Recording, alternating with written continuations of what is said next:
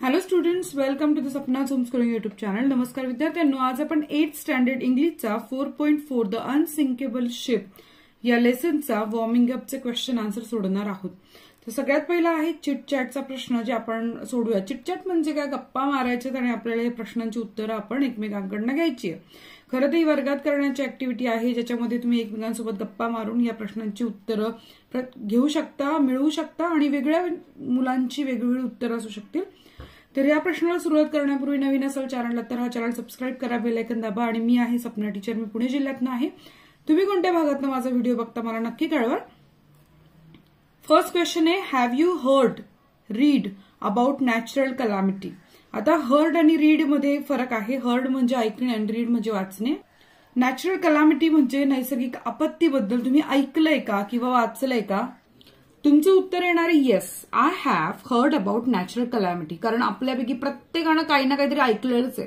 कुठला भूकंप असेल किंवा जोरदार पुराच्या परिस्थितीमुळे नुकसान असेल, ह्याबद्दल ऐकलंच असणार आहे. सेकंड क्वेश्चन आहे, what are the different possibilities in a long journey.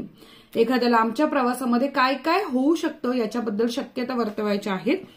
In a long journey some unexpected things are possible like plane crash, shipwreck, car accident. म्हणजे कदाचित लांबच्या प्रवासामध्ये काय काय गोष्टी घडू शकतात आपल्यासोबत.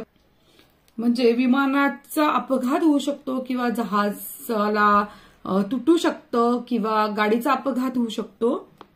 थर्ड क्वेश्चन आहे, do you know the sea voyage. तुम्हाला समुद्री प्रवास माहिती आहे का? Yes, I know the sea वॉयेज.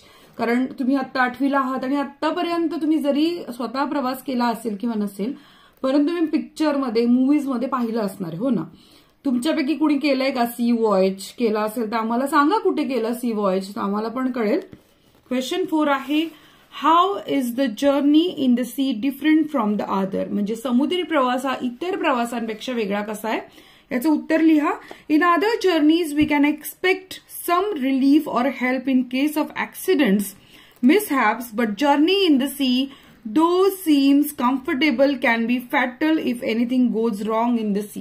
म्हणजे जरी हा प्रवास आपल्याला खूप छान वाटत असला तरी सुद्धा काही ना काहीतरी गोष्टी होऊ शकतात. क्वेश्चन 5 आहे, why should we have alternatives in the journey. म्हणजे आपल्याकडे पर्यायी व्यवस्था का असली पाहिजे प्रवासाच्या काळात? त्याचं उत्तर आहे, we should have alternatives in the journey because if you face any obstacles in the journey then it will help us. कुठल्याही प्रकारच्या अडीअडचणींसाठी आपल्याला नक्की याची मदत होऊ शकते, म्हणून आपल्याकडे पर्यायी व्यवस्था आवश्यक आहे. क्वेश्चन आहे, read the lines given below, imagine yourself in the situation and answer the questions based on your imagination. After the games practice my friend and I were hungry. We decided to go to a snacks outlet on the 3rd floor in a huge 6-storied mall. On the way, just as we paid our bill and were about to leave, there was a ear-shattering blast, a loud explosion on the 1st floor. तिथे एक experience सांगितलेला आहे की त्याचा मित्र आणि तो भुकेला आहे आणि मग ते खाण्यासाठी स्नॅक्स आउटलेटमध्ये गेले आणि तिथे कान फाडणारा असा एक ब्लास्ट झालाय, धमाका झालेला आहे. आणि मग तिथे काय काय होते आता ह्याच्यावरचे जे एक प्रश्न तुम्ही इमॅजिन करायचे, काय घडलं असेल तिथे, त्याची उत्तरं लिहायची आहेत.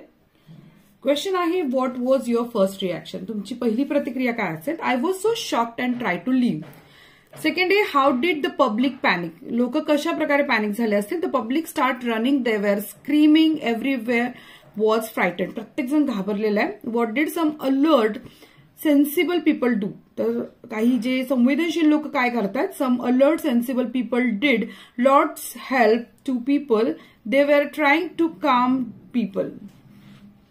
क्वेश्चन 4 आहे, what was the damage and danger. The blast had damaged everything on the 1st floor, fire on the 1st floor and roaring upwards. Who came to the rescue? The fire brigade and the police came to the rescue.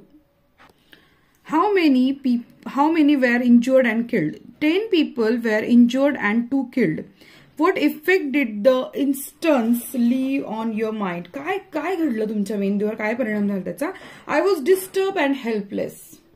Question 2 आहे the word unsinkable was a prefix as well as suffix. The root base word is sink. म्हणजे या शब्दाचा मूळ शब्द sink आहे आणि हा अन सुद्धा काय प्रिफिक्स आहे आणि एबल हा प्रिफिक्स आहे. Give the root words of the following. तर या शब्दांचे आपल्याला रूट वर्ड द्यायचे आहेत, मूळ शब्द सांगायचा आहे.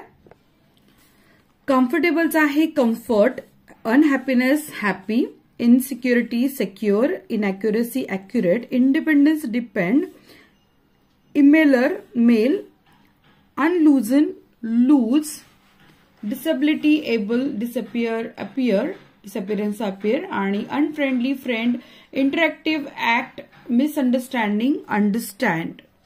सो हे सगळे काय होते रूट वर्ड्स होते. बी क्वेश्चन आहे write 2 words each with the following prefixes. Okay, anti, dis, non, re हे सगळे काय आहे प्रिफिक्स आहेत. आपल्याला त्याचे प्रत्येकी 2 शब्द लिहायचे. Antithesis antidote, disconnect dishonest, non religious non living. पुढचा आहे रिट्राय आणि रिएंटर.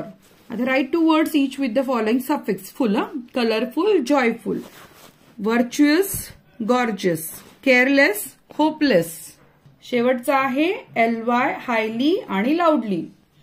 या धड्याचा जो वर्कशॉपचा व्हिडिओ आहे मी पूर्ण केला, याचं एक्सप्लेनेशन सुद्धा दिलेलं आहे. मी तुम्हाला डिस्क्रिप्शन बॉक्समध्ये याची लिंक देते, तुम्ही नक्की बघा किंवा एंड स्क्रीनला सुद्धा तुम्हाला याचे व्हिडिओ दिसतील आणि कार्ड सुद्धा तुम्हाला या व्हिडिओच्या दरम्यान येतील. तर तुम्ही ते बघा. तुम्हाला व्हिडिओ आवडल्यास लाईक करा. तुमचे काही सजेशन असेल किंवा आणखीन तुम्हाला वेगळ्या प्रकारे व्हिडिओ हवा असेल मला कमेंट करून सांगा, मी नक्की तुमच्यासाठी तयार करेल त्याप्रमाणे व्हिडिओ. आणि ग्रामरचेही कुठले प्रश्न असतील तर मला कमेंट करून सांगा, तुमच्यासाठी उत्तर नक्की व्हिडिओ करून पाठवेल. भेटूयात नेक्स्ट व्हिडिओमध्ये. धन्यवाद.